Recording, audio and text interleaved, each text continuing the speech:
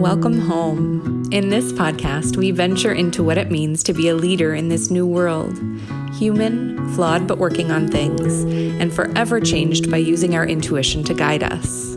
I'm Adelina East, founder of Transformational Healing and mentor to those running soul-based businesses. Join me to receive transformational healing, tips to dive more deeply into your unique spiritual gifts, and to hear great conversations with other entrepreneurs in spirit. Let's get started.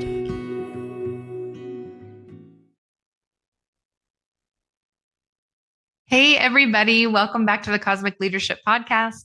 I am your host, Adelina East. I'm an EMDR therapist. I also use internal family systems, or IFS, and my own modality, transformational healing, to guide people towards healing themselves. It is something I believe we are all capable of, and I think we just all need the right guide to get there. It's really late here in New Mexico. I'm holding it together by a string. It's the holiday season. I am seeing folks that I haven't seen in years come back to the practice because the holidays are so super stressful. However, the reason that I am recording this so late and trying to get it out to you so quickly is because many of you have asked me to have this guest on today, like yesterday, like record it right now and put the episode out right now. At first, I just saw his Instagram profile and was like, oh, I get it. He's really handsome. Yes, I am still a queer woman, but I can gauge handsomeness. I used to date men. I get it. And yes, he is extremely handsome. I understand, but he's also really smart. I have had so very few people who identify as men on this podcast, not because I don't love men, but just because I find that I, as a healer, resonate with other feminine healers, and we tend to have a lot of things in common and that kind of stuff. But Dr. Ray is pretty cool. So that is our guest today. His name is Dr. Ray Doktor. He is a life coach. He also has a PhD. And I have to say, I think it's very cool that he also has his doctorate. I'm sorry, not PhD, PsyD. I think it's very cool that he also has his doctorate and has chosen to be a coach. I think that's really important. I love people who just kind of go their own way, because I do that too. So about him, Dr. Ray Doktor is a best-selling author recognized by the team behind Chicken Soup for the Soul series. With a doctorate in clinical psychology and over 28 years of experience as a life and relationship coach, Dr. Ray has shared stages with some of the most influential voices in personal development, including Marianne Williamson, Bruce Lipton, John Gray, and Eckhart Tolle. You may have seen him on the E! Channel, HBO, and KCAL 9 Los Angeles. His insights have been featured in Psychology Today, Men's Health, and the Los Angeles Times. But I have to tell you, yes, he was featured in Men's Health, but he could also be featured in Women's Health. He takes me through a process about limiting beliefs. And as you all know, I work with limiting beliefs all the time. I love to use my modality, transformational healing, which is all about neuroscience and psychology and working with your soul. Also, we incorporate a lot of spirituality into my work. I love to work on limiting beliefs from that place. But the process that Dr. Ray Doktor takes me through allows me to figure out what that new belief could be in a very different way. And I have to give you a trigger warning here. This is a very vulnerable episode for me. That sharing I did with him, way vulnerable. So please be kind in the comments. I hope that you all enjoy this episode, and I look forward to seeing you soon. Hey, everybody. Welcome back to the Cosmic Leadership Podcast. I am your host, Adelina East. I'm an EMDR therapist. I use internal family systems and my own modality, transformational healing, to help you learn how to heal yourself, something I feel that we're all capable of doing with the right guide. I am so excited to welcome our guest. You just heard all about him in the intro. Welcome, welcome, Dr. Ray. Thank you for having me. I'm excited. And I love your glasses. I'm just going to say it again. Oh, thank you So so those who are much. listeners are going to want to go see the video. I want to see what glasses he was talking about. Right? Everybody head over to the YouTube channel. It's linked below here. You can see the glasses. And you can see Dr. Yes. Ray's beautiful background as well.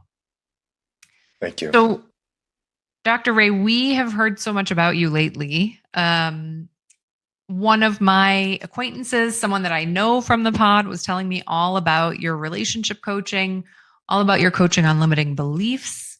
I would love to just dive right in with some of the relationship stuff today. Is that okay? That would be awesome. Okay. So, here on Cosmic Leadership, we mostly have a lot of folks that are in longer term relationships or are seeking to be in longer term relationships.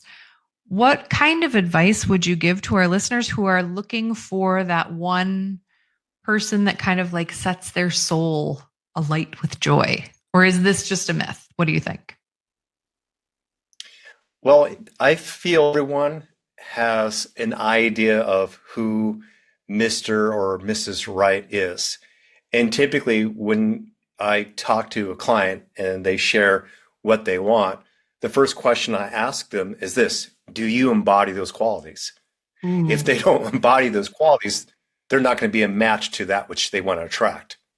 Bottom very line. good So question. I never give lip service, like surface stuff. It's more like, because I've had women say, I just want a man who's available. This man just got out of a divorce. He's a pilot, so he's just never around. And then we discover she also is unavailable. She's going to school, or her heart is guarded from being hurt in the last relationship. And so therefore what we see showing up is an extension of her. So my advice would be is, whatever you want to attract, make sure you embody those qualities also, such as just get a piece of paper and write out, Mr. Right, and see those qualities and see how comfortable you are. And if you exercise those behaviors and so forth, and if not, then start, Right. because like will attract like. I think that's so true. And I've found that also in my practice. Like if they are with a person who is emotionally unavailable, often they're emotionally unavailable, but maybe in just a different way. So I think what you're Yes. saying is just so true. What would you recommend for those folks who realize, like, oh, I'm really demanding of this quality in my future partner, but I don't have it? What then? It's Well, here's an interesting and deeper question. It's that, how do you know if all of those things were to show up, that you would show up as Mm, well? I'll ask that question. And number two, how can you guarantee that this person would fulfill your life when in this moment you feel discontent, you feel loneliness, you feel empty? In other mhm. words, how can you really project into a future, a positive future, when in this moment you are come from a place of lack? And so you see how it keeps coming back to the self. Yes. And Yes. so a client might say, yes, I definitely, I want companionship, but it's more because I'm lonely. Then Hmm. I might ask, well, what would it be like to date you? And the person's like, I don't know. I said, well, if you don't want to date you, then who else want to date you? And these are Oh, really that's deep a good questions that I know question, but people, so painful. yes. And it's a lot of people don't like to take personal responsibility for this, particularly if they thought it's just because it's just the same guys out there, or Hmm. they have friends who commiserate with them, like, it's not you, it's just that this is just how everyone is, and then Yeah. and therefore they just think it's like a luck or something. But Right. I have seen hundreds of clients I've worked with get married. Yeah. I've seen the success to this path where there's just a little bit of inner work to Hmm. create what it is that you want to see in your life. I think that's so true. And, I used to be a great, great practitioner of this specific yogic practice that was all about whatever it is that you see lacking in another person, that is the lack that is within you. And so never Hmm. ever can you take judgment at its first moment. Because though you are judging that person for not having this particular quality of compassion or intelligence or whatever it is, That's actually something that you feel about yourself. Yes. I'm in a really amazing relationship with a woman who's been a coach for 20 years and she works Great. with women. And there have been some moments recently where I found myself projecting onto her that I was maybe either not seeing her enough or she's going too much into her head when she's Hmm. in mother mode, which she's still working on to Hmm. like, to take care of to be a single parent and take That's a care of a lot. child. Yes. You are in masculine mode, and plus, if you're a business owner, it's not like when your partner calls you up, you're like, "Oh hi," and you're wearing Right. lingerie, or that. Even though we haven't seen each other in like 3 days, it's like, "Oh my God, let's just rip our clothes off." I mean, Yeah. it takes foreplay and I'm not talking about just a foreplay in a bedroom. I'm talking about the foreplay with communication, the Right. softer communication rather than the transactional communication. So Hmm. those are some things that showed up in our relationship. But I remember, it was recently where I was thinking, where I wanted to tell her some of these things. Okay. But what ended up happening was more of this because she does her work is that because she's such a pure mirror, Hmm. I recognized how it was me. And I was Yeah. looking at my own cracked mirror because I was tired. I was feeling unavailable. I was feeling all the things I was about to project onto her. Right. There wasn't any evidence of where I should be bothered by her. Hmm. It was clear.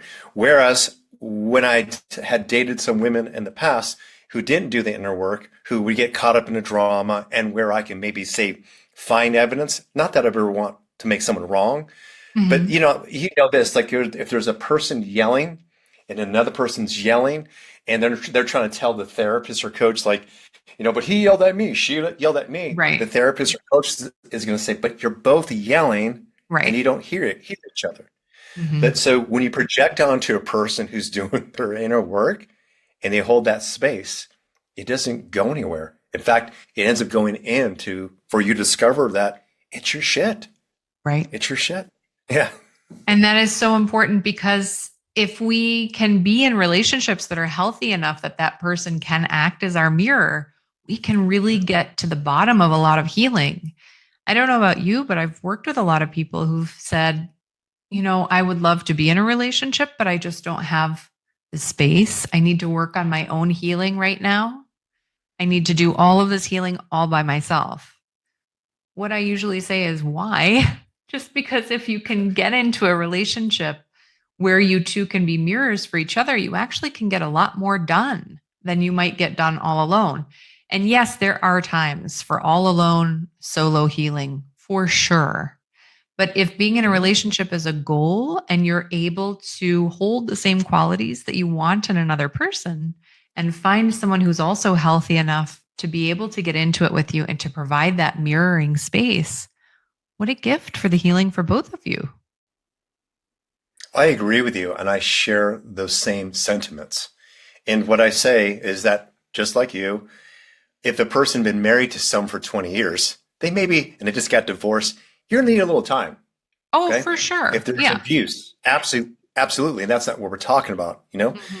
Um, we're talking about those who maybe are somewhat ready. And as long as you can take personal responsibility, as long as you can establish um, boundaries to you're clear with your deal breakers, and you feel brave enough to communicate about them, that could be enough to create the container to grow in that relationship. Because you're never going to go in there perfect. You're going to go Mhm. in there with your dark and light. So in the beginning, we feel a lot of light. We're aroused. We're having fun. Yeah. And then in time, those shadows come up. But if you have the basic tools, then you can work through it. And it's a beautiful thing. But that is also something I feel is very important to be established as you start to talk to this person getting to know, which means you've got to be transparent and authentic, meaning in real time, if there are things happening in real time that you don't prefer or like, it's being able to say something about it. And of course, in a kind way, but if you don't, then in time, it can turn into hidden transgressions or where you're just not attracted to the person or it just doesn't work out. Right. I wanted to say two things about everything that you just said, which, by the way, I completely agree with. One, I know you know the study I'm talking about. I'm not going to be able to reference the name of the researchers, but we know that for the first 1 to 3 years of a relationship, your brain is emitting all of those feel good chemicals and all of those in love feelings. And then from year 3 on, it's emitting chemicals to help you deal with pain. And I think this is such an important trigger from the body to just remind us it is not always going to be that incredible lust and, oh, the joy of seeing them again after not seeing them for a few days. That doesn't last forever. It doesn't last forever emotionally, but even our bodies help us prepare for that. That was one of the first things I wanted to say. And then the second thing I really liked that you said was, there is that time as a couple where you start to learn each other's ways and you start to understand each other better. And that's the time when you can really dive in further. You've had as you were talking about with you and your partner, after the workday is over, everybody's in their masculine because we're all out there trying to survive in this capitalist society. But then you have to have the emotional foreplay, physical foreplay, all the foreplays to try to get the two of you back to each other again at the end of that day. Yes, absolutely. One thing I do with new partners, friends, even people I might go into business with. In fact, I propose these questions to this man who wants to start a group with me. And the first set of questions are, what are you like when you are in your shit?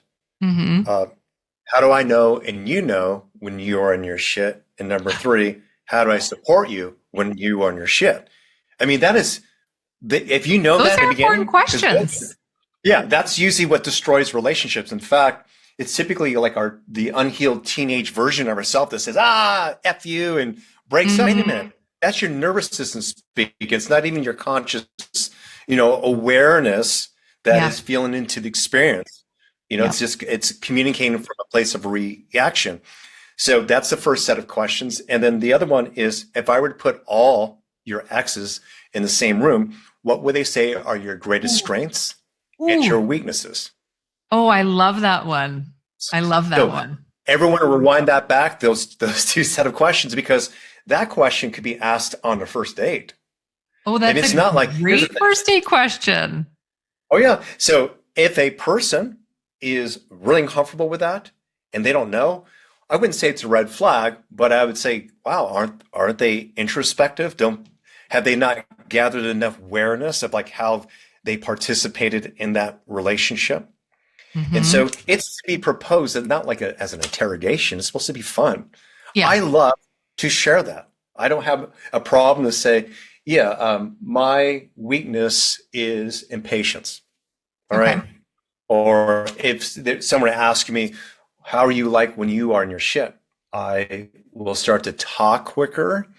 I get a little bit more into work as a distraction. Mm-hmm. And all of a sudden, I'll pick up this busyness in my voice. Sounds like maybe there's a fire in the background. That's it. And that's usually when there's a lot, maybe, my computer's not working. I was on tech support with Apple and I couldn't understand the English. My son's sick. And it's like this perfect storm where it's come out. Mm-hmm. And my girlfriend will say, we have sentence stems that work to keep our relationship going. And it's a funny question. How are you really doing, Ray? Yeah, that's a good one. She'll ask me that. And because I've done enough work, I'm like, oh, how am I doing? Then I check in my body. I'm like, oh my God, I am acting like a stressed human being. Okay. Tell me the 3 questions again. What are you like when you're in your shit? Yeah. So, what do you like when you are in your shit? Okay. To how do I know that you are in your shit? And then number 3, how do I support you when you are in your shit? Oh, that's so good. Yeah. So good. Yeah. So my girlfriend Nicole, as an example, she said, I found it out when we were courting each other, and she said, I could get real quiet. Start to get quiet to I get avoidant. Mm. And I saw it happen. Uh, and I asked her, I go, are you overwhelmed? Like, is there something coming up? She said, yes, I've been listening to a bunch of your audios and like, it's a lot to process and I just need Oh, time to integrate it. And so I got it. And yeah. so we have that communication. And so what happens with a lot of couples is that they go into relationships still unhealed Hmm. they still lack authenticity and they pretend to be someone they're not. And so therefore they're not saying certain things. They're not asking questions Yeah. and they're not bringing attention to something that maybe is really important because if it's a man, he still wants to sleep with her. Uh, it could be that I don't like dating and like this is as good as it gets. It could Hmm. be I'm happy just to have companionship, whatever it is. Yeah. But that's not sustainable. You might get to the second date or third date, but I guarantee it's going to fall apart if your true self doesn't show up. So in my life, not only with my girlfriend, but with my co-parent, with everyone in my life, like I speak always for my truth, no matter what, even if people will move away from me. And because of that, I feel free. I feel it's very liberating to be able It to is say very anything. liberating. Yeah. And know that the people who surround me love me and support me. I think that's Isn't that so interesting? Like, amazing. It yeah, is. And the more yeah. I mean, I also find this to happen as I age. I was Hmm. talking to someone yesterday that I haven't worked with since I was 40, and now I'm 45. Hmm. And, you are a coach as well. You know that the holidays are really triggering for a lot of people. So sometimes the folks that you haven't worked with in years will come back around the holidays just because it's all overwhelming. Hmm. And I she have was one saying, tomorrow. yeah, exactly. And I love them. I Yes. love them so much. It's wonderful to be able to start with someone having already known a lot of their story. Like, what a great starting point. Yeah. But she was saying, you sound so much more in your power. And I feel Yeah. like that happens kind of naturally with age, also. Like, you just end up giving less of a shit what anyone thinks about what you say or do. It's just like, I don't have time for that in my head. I don't have the energy. Think what you want. I've got stuff to do. But I also think so much of that is about being in your authenticity. And I think that can be really hard for people who have grown up with a lot of trauma. I work with a lot of folks who have early childhood trauma. I mean, who doesn't at this point? Um, and I think getting to that place of authenticity without people pleasing, as you and I were talking about before we started recording, I think it's so hard. Do you have any tips for folks who are trying to get into that authenticity but haven't been able to do it yet? Well, the first step would be for you, the listeners, to understand what that might feel like in your body, because it's just the word. So I'll give you an example. When you see a puppy, see immediately when I say a puppy, a bunch of people maybe thought of a puppy and they started to smile. Well, I did. I yeah, love my yeah. puppy. She's the Okay, okay. cutest. Yeah. So, but what's interesting is that really nothing's happening. It's just the idea in your head, and then you're creating an image in your consciousness, and therefore immediately it creates an emotion in your body. Yeah. The opposite of that is when you look at something like on Facebook, and Hmm. then you collapse because you're triggered. Yeah. You know, there's the trigger, and then there's the opening of the heart when you think of a puppy or a small baby. Hmm. Well, when you're authentic, there is this awareness where you feel your presence, and while you might have good emotions, it's not because of a reason, like someone giving you a compliment. Right. It's because of your beingness. Yeah. It's your beingness. So sometimes people will ask, like, what do I do? I want to get there, and I'll have them just visualize their dog, their kid, to something that they did that really excites them, Yeah. And then I'll have them put their hands over their heart. I have them close their eyes and breathe into that experience, to Hmm. think about that experience that's happening. And then I'll say, hang on, move that energy into your solar plexus, Hmm. let go of the idea of why you're feeling that way. Yeah. Meaning let go of the conditions that's creating this good emotion Yeah. and just let it go. And they will. And Yeah. I'll say, see that raw energy? You feel that raw energy in your solar plex? There you are. There's Yeah. the authentic you. Because in spirit, there's not these super highs and lows. It's Right. primarily just love, creation, and expansion. It's Yeah. kind of a more I wouldn't say neutral, but it's like, there I am. Yeah. There. It's Yeah. that feeling. And that would be your authentic self. It can happen through breath work. It can happen through guided imagery. It can happen by just listening to what I just did and try it. Hmm. When you arrive to that space, then you'll have an experience of what it means to be in that space. And when you're in that space and you communicate with someone, like a Yeah. future partner, that you know whatever you're saying is built on truth. Yeah. And that is what will create a sustainable relationship. And if that person isn't aligned, then that's why you date, because you're looking for the feedback also. Right. Yeah. It's a great way to find out if they're aligned. Yes. Almost no other way to know. Yep. Yes. What do Got to you think? test the waters. Exactly. Yeah. What do you think about this new? I don't know how. Can I ask how old is your son? He's 10. He's 10. Okay. You may be too young for this so far, but my niece is 14 and she Mhm. keeps me up with whatever is hip at the time. Otherwise, I have no idea. What do you think of this new generation's they have a greater focus on this authenticity that we're talking about. And I can, as you talk about this and putting your hands on your heart and feeling that puppy feeling and moving it to your solar plexus, I'm just kind of picturing her doing that. Like that's something she would certainly do. And that's something she would certainly share with like a potential date. What do you think about this new generation of people that are just, it seems as though they've learned from my generation's burnout and exhaustion and like the picking of partners to satisfy the status quo or society or parents or whatever. What do you think? Well, first off, it's your niece, you said? Yes, she's my niece. She actually sounds pretty evolved. Oh And man, she is so much smarter than me. You have no idea. so, so you're kind of talking about a person who I don't usually hear that description that a teenager would actually take what I just shared in. Oh, really? I think Yeah, they're taking yeah, it in. yeah. So I'm more like, huh, wow. Huh. So I would say this. Yes, my son's not dating at 10 years old. No. Yeah.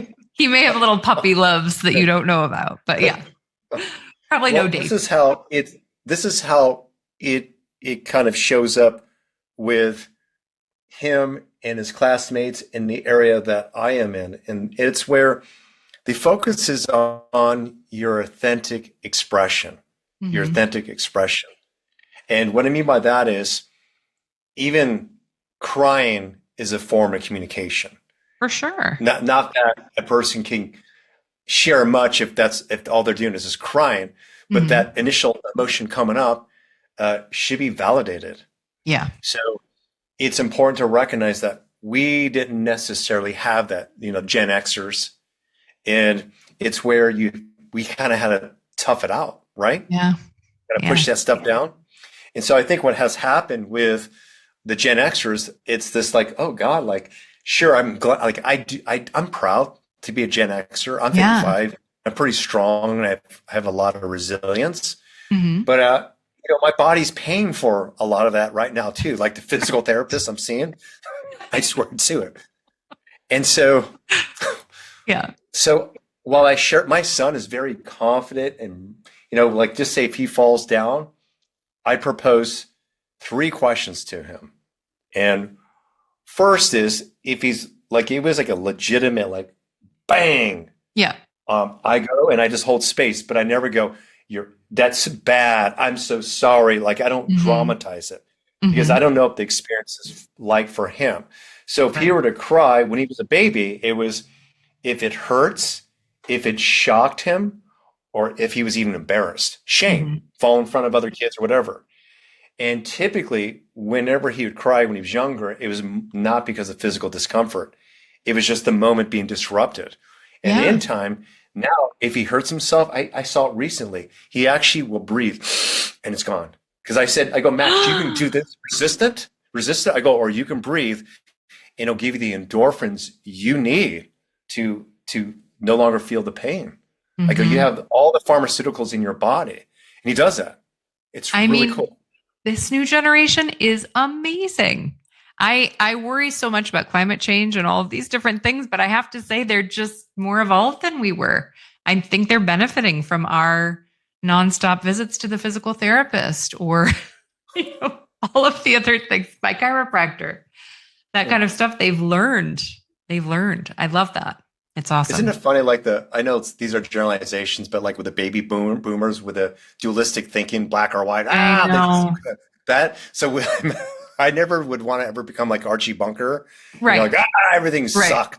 Right. So I can't even like watch Seinfeld. Like I don't like that complaining. I Yeah. don't find it comical anymore.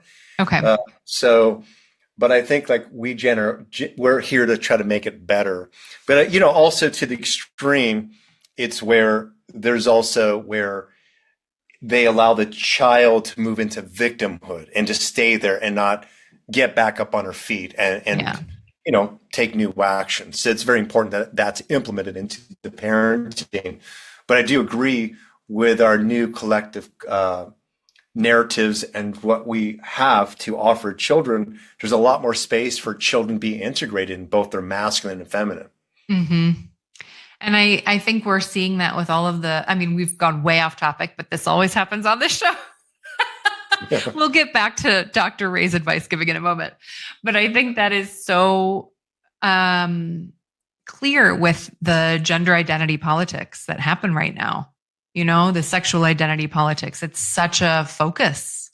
And I think that is part of our younger generations teaching us that like anything is okay.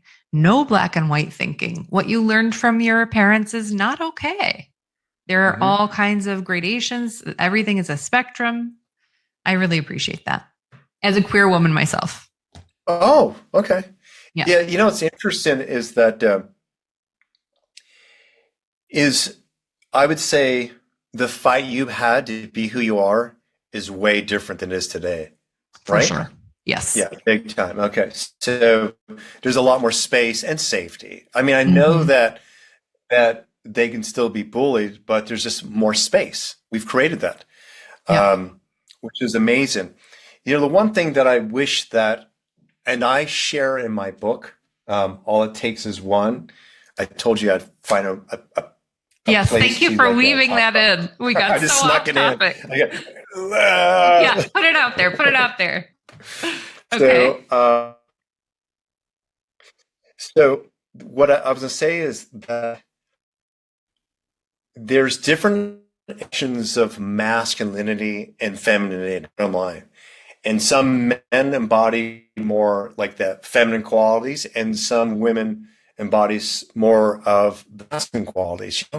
And we're not black or white. Like if you ever see the men from the 1940s movies, oh Hmm. my God, they're mean. They're all Yeah. mean. Yeah. Isn't that crazy? It And is. it was like they completely leave us any joy. It's like I'm gonna will myself through life. You know what I mean? That's extreme toxic masculine. But Hmm. when we become more androgynous, then that's when we start seeing more of our life. Right. Yeah. I think it's so helpful. Okay. Let's go back to your book. All It Takes Is One. Can you talk to us about what one you're talking about?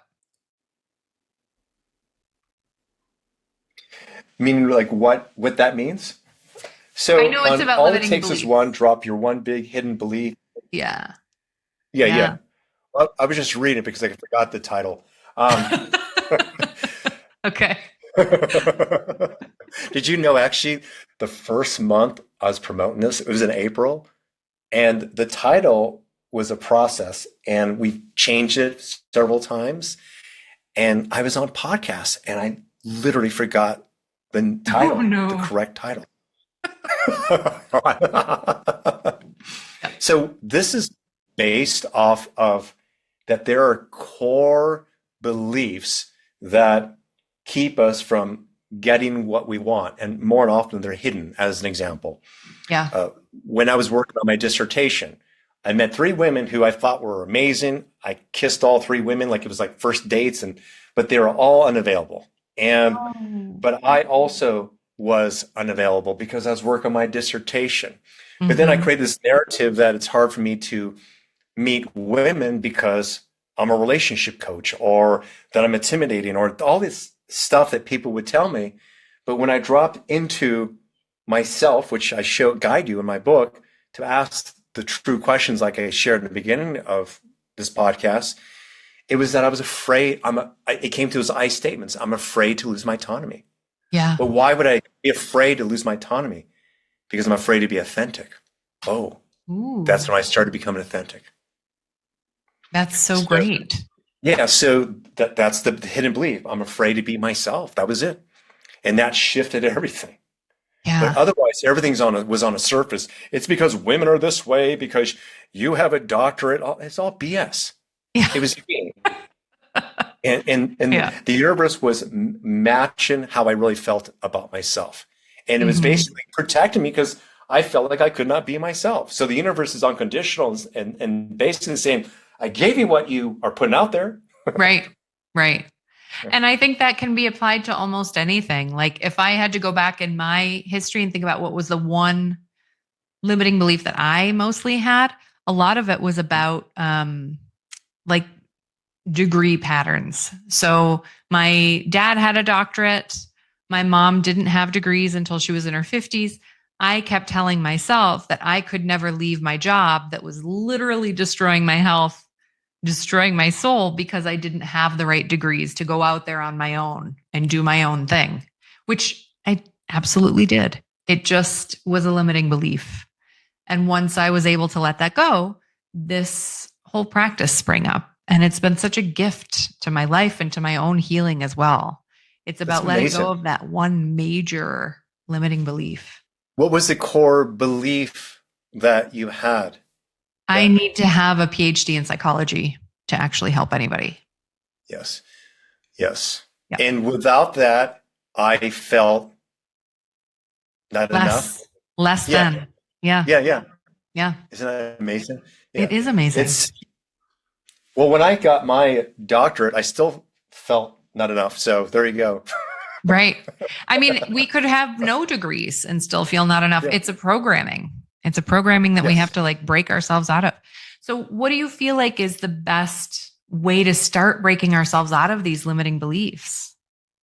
By the way, I'm going to answer that question, but I want to say something funny. My parents said, maybe it's not so funny, but Okay. because they come from that my dad was born in 1925, and his perfect job was one that had, say, benefits.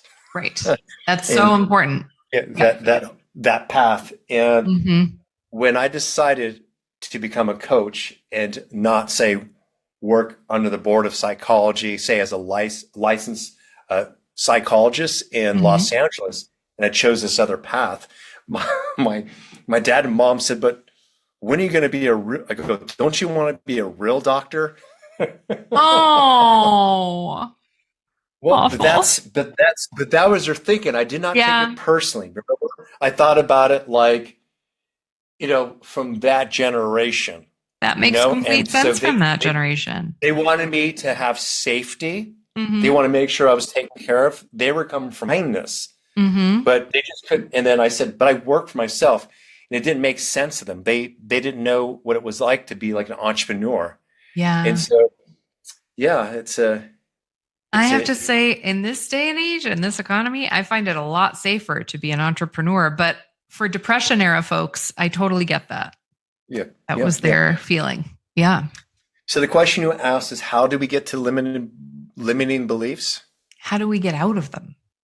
Get out of them by getting honest with first the emotions, such as, can I do a little rundown with you? Please. Okay. Okay, Let me look, think of a we're limiting this. belief. Hang on. I Well, if have you to want to think. go through, oh, okay, you want to do a real one now? This is good. Okay, cool. Yeah. Why not? Okay. I think my limiting belief is okay, it's mostly about my house. If I am unable to get this long laundry list of things done that I need to get done on my house, I will get sick again. I am a survivor of mold illness. It's like a major trauma in my life. I've done so much EMDR on it. My house has no mold, but I live in constant fear that, if I don't get this laundry list things I've done on my house, which are not urgent by any normal standards, I will get sick again. Very, very sick. Okay. So what's interesting about mold, and by the way, my girlfriend was also exposed to mold, and Sorry. also my son. My Oh, son I'm did a whole sorry. detox. Oh, he's fine now. I actually got the blood work done, his mycotoxin test. So Yeah, I know the good job. process. It could take 2 to 5 years to even longer, depending on how bad it is. So I I know. hear you. All right.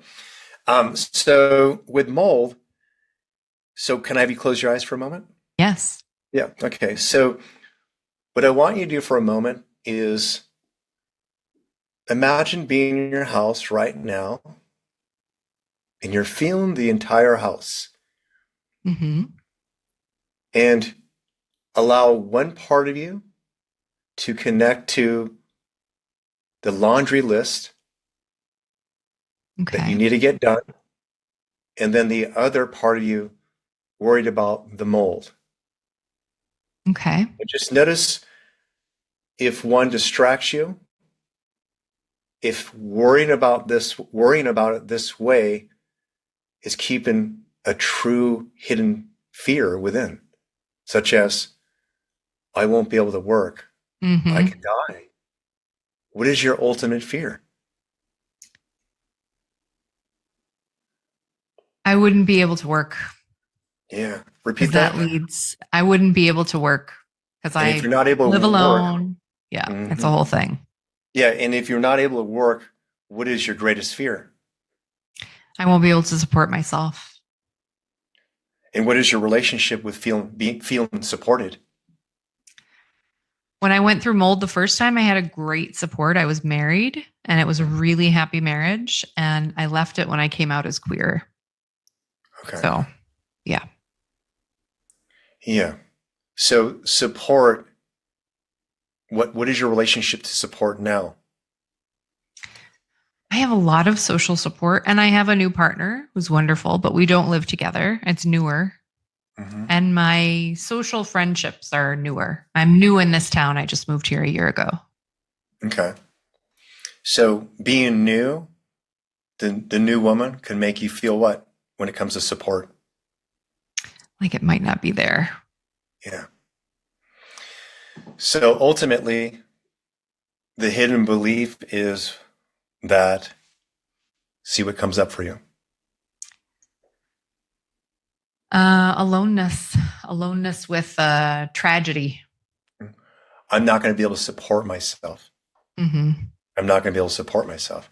So there's the hidden belief. So now you know that that's not true.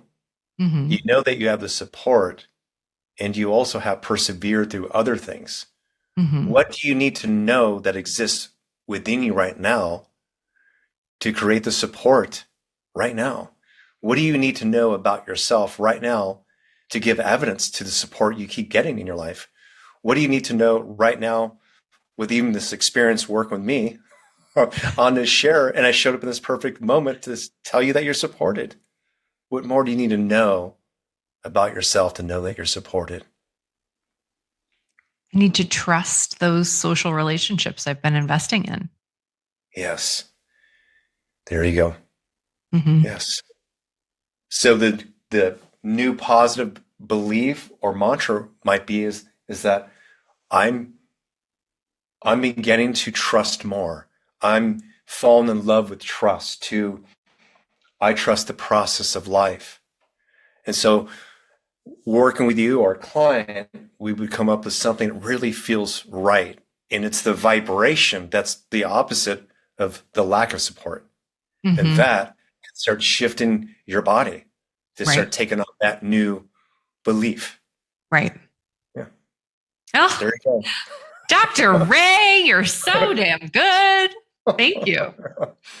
So in my book, it actually has little exercises like that. Some of them are very basic and simple, and they get to the core of people's problems. As an example, just like in the first, I think the third chapter, it's the exercise is called the Return to Love exercise.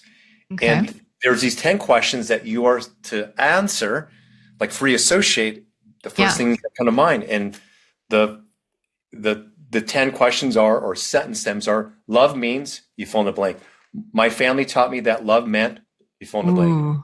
I received love when I didn't receive love when I. So you have that. And here are some answers I got from clients. Love equals pain to me. My family taught me that love has to be earned. I received love when I achieved good grades. I didn't receive love when I disagreed with my parents. So they're the responses. Now the positive, or the way that we counteract that, just like I did with you, would be love means I will get hurt becomes I am safe to receive and give love. My family taught me that love must be earned becomes I am loved unconditionally. I received love when I got good grades becomes I receive love every day because I am love. I didn't receive love when I disagreed with my parents becomes I'm authentic and loved for who I am. That's awesome. Yeah. And then you could just use some neuroscience practices to kind of like drill them in there. Dr. Ray, thank you so much for being so generous with your time today. Thank you for sharing all of this advice with our listeners. Thank you for taking me through that exercise of limiting beliefs. I really appreciate you. Thank you for receiving me. And this was fun. I had a blast with you. Me too. All right. Thank you. Thank you. Thank you so much for listening to these important conversations about cosmic leadership and the changing needs of our times. If you enjoyed this conversation, please rate and review this podcast on Apple Podcasts or wherever you get your podcasts. You can also share it with a friend. Join our crew at Adelina East on Instagram or at Adelina East Healing on Facebook. With all the love from every dimension, Adelina.